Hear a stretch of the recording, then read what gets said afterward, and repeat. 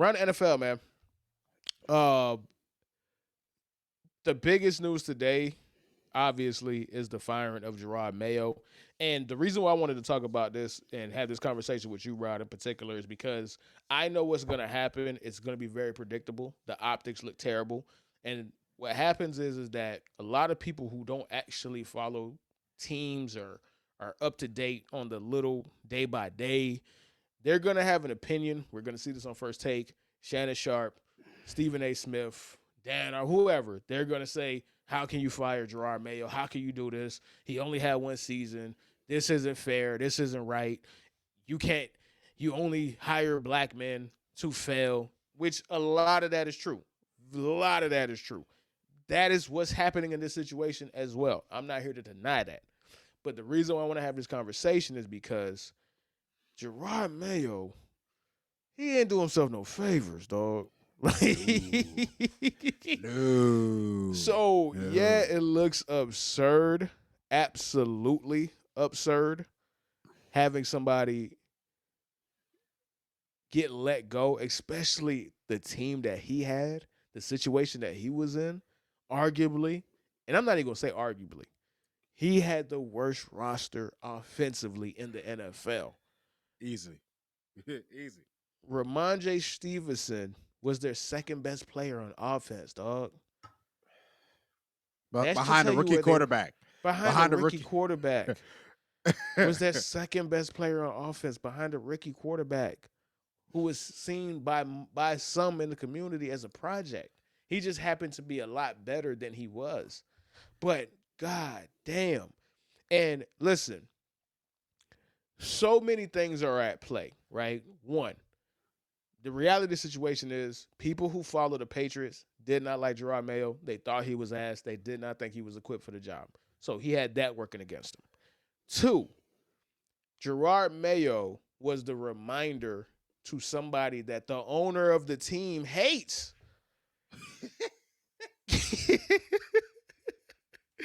like, like Belichick Jr., bro. Belichick Jr., bro. A lot of people don't know the history, but how Jerod Mayo had even got the job. Jerod Mayo was a coach in training for the past 5 seasons. When he was playing, he was the coach in training.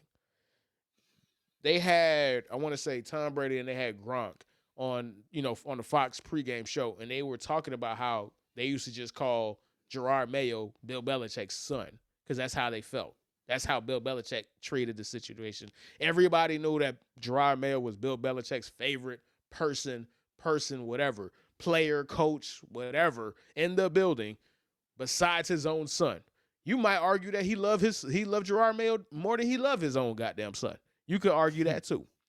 Right. So the plan was to put Jerod Mayo and make him the coach no matter what.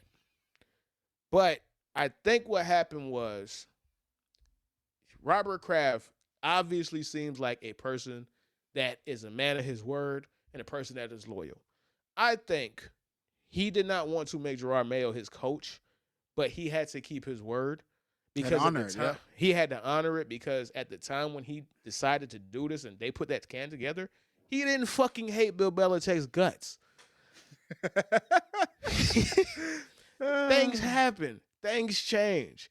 Things change very fast in the NFL. Part being, Bill Belichick cannot wait to throw dirt on his own protege. Bill Belichick was kicking Jerod Mayo's back end this whole season. So that's some of the coldest shit in the world, man. He went from being your son to just kicking him like him like a I dog. wouldn't have managed managed a situation like that. Crazy. When I was there, our defense was top 5. I don't know what happened.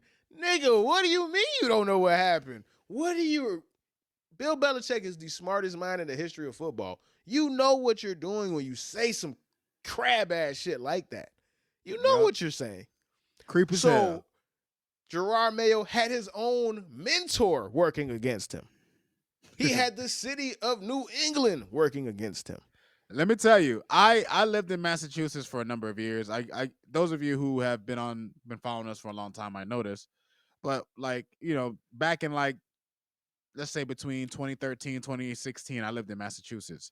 So I follow a ton of Bostonians on my social media. And let me tell you, the amount of it wasn't all the Patriots fans. You always have those fans that are gonna side with positivity. But a majority of the Patriots fans I seen on my shit, they're rejoicing today. They are fucking rejoicing, Herbie. They were like, Jerod Mayo, get the stepping like Martin, nigga. Get to stepping. They were ready to get Jerod Mayo the hell out of Dodge, Herbie. Because at the end of the day, there's nothing worse, Herbie. There's nothing worse than when you have someone who's just an impersonator. And for whatever reason, and this is specific to Bill Belichick's coaching tree, the guys that come out from under him always want to be like him without being him. And it always blows up in their face, Herbie, when they're every head single coaches. time.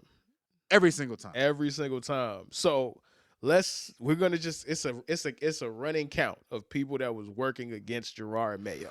And the last person on the list is the most significant person, right? So the city, the owner's son, his own mentor, and the last and most important person that was working against Jerod Mayo was Jerod Mayo. The nigga didn't know what he was doing, dog. I'm sorry. I'm sorry. And again, some people are not cut out to be an NFL head coach. It might not be his time. Me and Jerod Mayo are the same age. That sounds crazy. It feels crazy, but it's not. I think he has a year on me. He is a very young dude. It's hard. Not everybody can be Sean McVay, who could be a leader of men at 30 years old. Sean Right away. McVay is a generational talent as a head coach. There are specific skills that you just have to be good at, or you have to learn or develop, or you have it innately. The management was not good when it came to team management. The offensive structure was not good. The discipline was horrendous with the New England Patriots under Jerod Mayo. So I knew Jerod Mayo was done. And again, this is going back to when do you follow a team or are you paying attention to games or not? I don't know if it was against the Bills 2 weeks ago, but they ran a play and they had I don't, and again, I'm to the point where I think all of this shit is scripted, because how could this ever happen on purpose or just by chance? They showed Robert Kraft and Steven Kraft in the press box yelling about a play, and you can literally hear the audio saying, you hear Steven saying, what the hell are they doing? You can't do that. What are they doing? What are they running? When that happened, he was a dead man walking.